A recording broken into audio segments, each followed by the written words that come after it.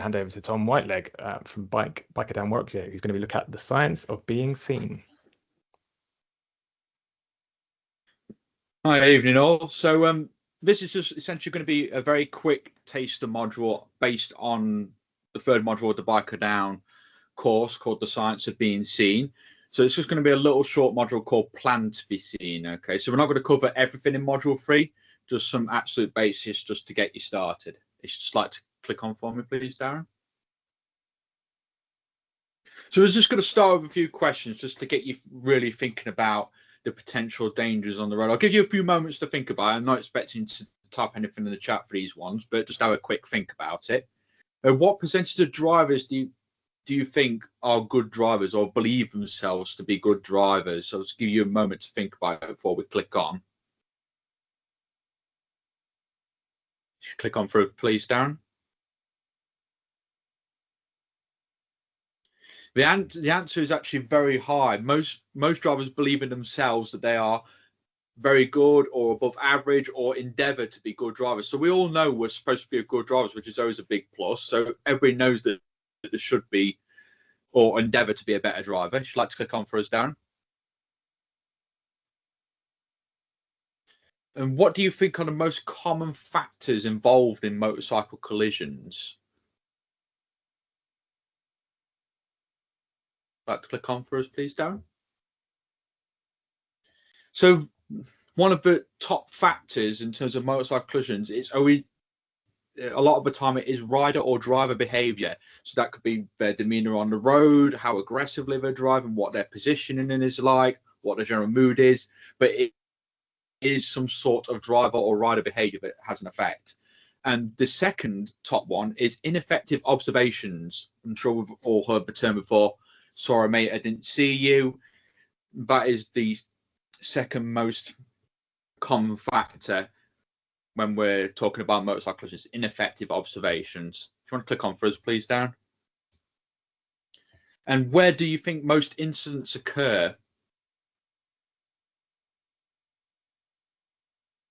And click on for us, please. So the top answer is most of the time it's normal straight roads with not a lot of traffic about or not within or anywhere near a junction. And the second most common type is T, Y, or staggered junctions. So on normal straight roads is where it's most commonly occurring. So we're going to go into a bit more about how you can avoid these hazards in a moment. Just like to click on for us. So what do we think causes a collision?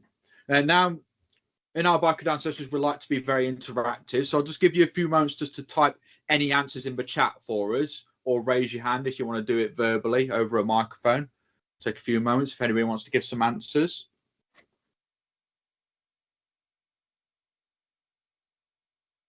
If you all want to remain silent, that's fine as well.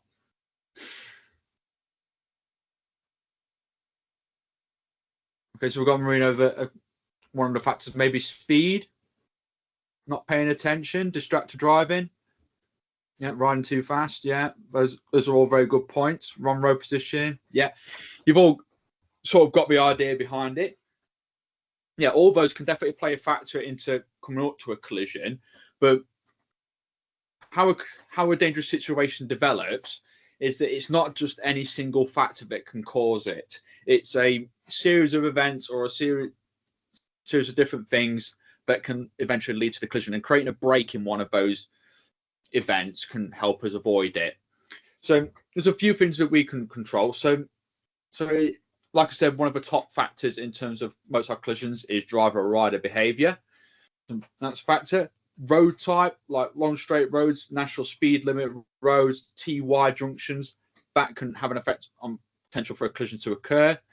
What we said also about effective observations, if people are not looking correctly, that can have an effect, and that eventually leads to a collision.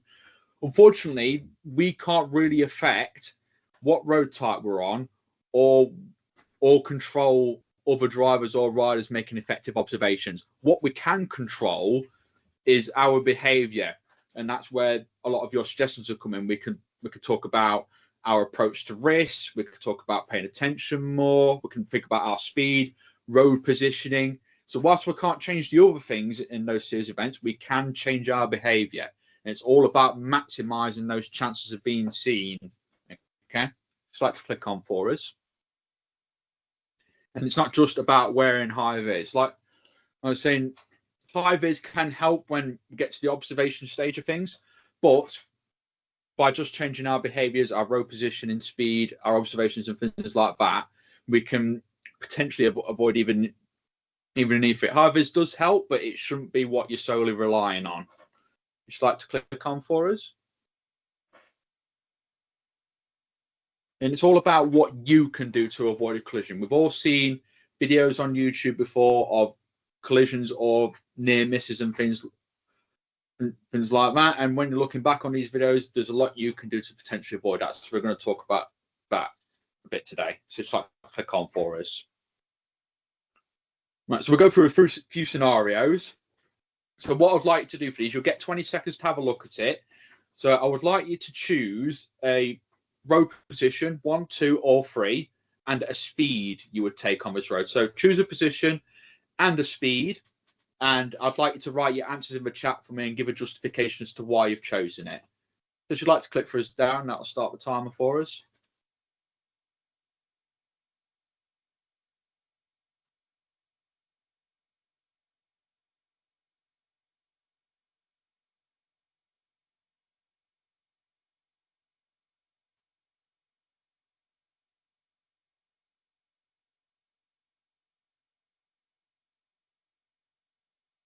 Right, excellent. Thanks for all the answers. So we've got position, so various different positions, but you all seem to be moving towards position 3 or 2, which is a good position to be in, and a various amount of speed. Would anybody like to elaborate on why they chose that position and speed, if they've got a minute? It's okay if not. Okay, so I'd like to click on for us, Darren. I'll go through and answer some of the answers. So yeah, as Kate put in the chat as well, good position for observation, and you read down so you can make very sort of finishes. So the speed limit for this road is 50. A lot of you did choose the 50 miles an hour or 60. You were around that sort of mark, but most of you are right. You want to be in either position 2 or 3 on this road. Traffic's quite light. You've got visibility quite far ahead, and obviously being in position 2 or 3 gives you that good visibility, and you can be at or near the speed limit because of the light traffic. And it's all just about giving ourselves the options to take advantage of action if we need to, and maximizing our chances of being seen. So you just want to click onto the next one for us. And that's essentially what we're doing with these exercises. We're just getting you to think about your road positioning a bit more and maximizing your chances of being seen. So just like to click on the next time first. So just analyze this one again, choose position 1, 2, or 3, and the speed that you take. A good answer for the previous one as well, Alexandra.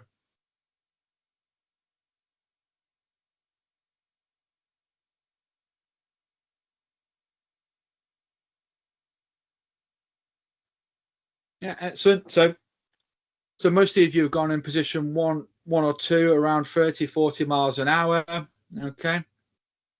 That's about where we need to be aiming. Does anybody want to elaborate on their answer a little bit? Why you would choose it?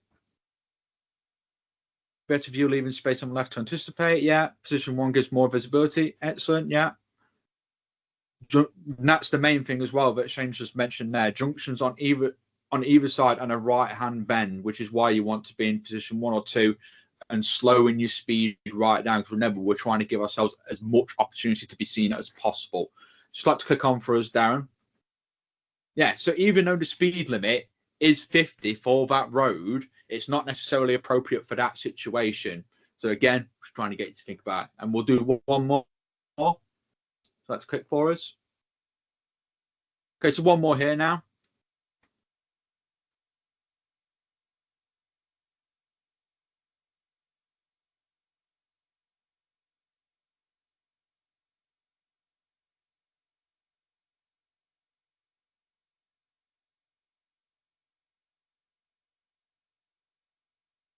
Okay, excellent. So there's a bit more varied this one. We've got one in position 1 at 40, one in position 3 at 40, and some people have chosen position 2. Does anybody want to elaborate on why they chose those positions?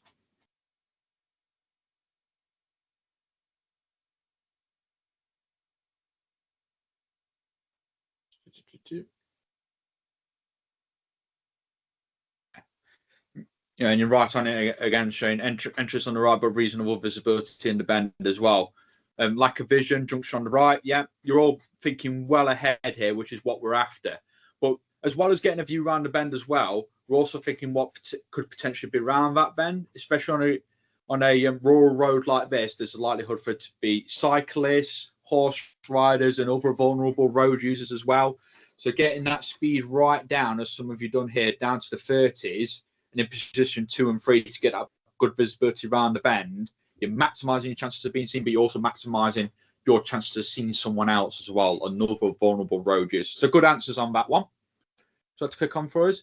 And as on most rural roads, it is national speed limit, but none of you were thinking about going at 60 anyway on this road. So that's good answers there. I touched on this a little bit, but road positioning matters. In terms of how we are perceived in traffic, as you can see from this photo here, our silhouettes tend to blend into the surrounding traffic and things like that. So you should always be aware of what your how you could potentially be perceived on the road. Okay, so as you're riding along, think about maybe blending into silhouettes and also maximizing your visibility. If you'd like to click on for us, please, Darren. And as we said at the start, it's not all just about wearing high vis. It's about where it is appropriate. Okay, it's more common now to get orange and yellow high vis with HS2 being around, and everybody pretty much wears a high vis whenever they're going into certain construction sites and workplaces now. So they're very visible and they're very common these days. So it's all about wearing it where it counts. So I'm not saying you should all go up and dress up like a bright yellow Power Ranger like I do on my bike. I just like the color yellow.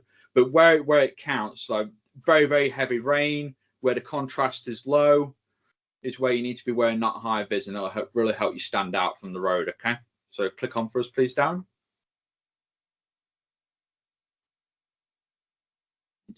And can you be seen at a glance? Bearing in mind, when most people make observations, they're only taking a quick glance. They're only looking for a few seconds. Okay, so we want to maximize our chance to be seen. As you see, the motorcyclist on this hill is very much blended to his background, and this is where your road positioning and the colors you're wearing all comes into effect. So if you'd like to come on, click on for us, Darren.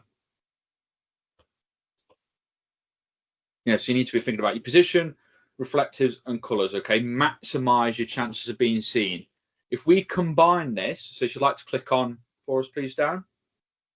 So if we combine this with our changes in behavior, what we thought about earlier, we thought about changing our speed and positioning, allowing more preparation, and changing our clothing choice. Even though we can't change our road type, it helps us deal with it a little bit easier. We've got more time to anticipate hazards, more enjoyable rides, smoother cornering because we're prepped earlier and correctly, and less fuel consumption as well, not earning your wallet as more. And it helps us deal with people's ineffective observations a lot better as well. We've increased our visibility, and also by altering our speed and road positioning, we have given other drivers more time to see us and react to us. Okay, so like we were saying earlier, it's not just one element that you need to be thinking about, but all these added together really reduce the likelihood of a collision. Okay, so it's all about what you can do to minimize that risk. Just like to click on for us. So in terms of behavior, so we've thought about speed, position, and preparation. You don't have to be thinking about this on every ride, but just focus on one skill. Think about, oh, this ride I'm going to focus on speed, position, or preparation. Just focus on getting one better in each ride.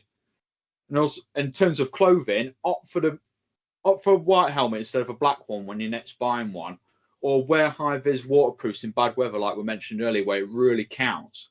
Think about how you will improve your skills and visibility. Always be thinking about how you can make it better. So let's click on for us, please, Darren. And what's your number one takeaway from this session? Feel free to pop it in the chat. And I'm sure everybody's taken a different thing away from this. And we've also got a link coming up in the chat now as well for our Bike Now Facebook page where you can sign up for the full session. Apologies, it's not enough to cover everything here, but hopefully this has given you a bit of a taster of it, and it's given you a bit to think about whilst you're riding on the roads. I say I'm free for questions at the end if anybody wants to ask anything at all. Okay. I hope you find that useful.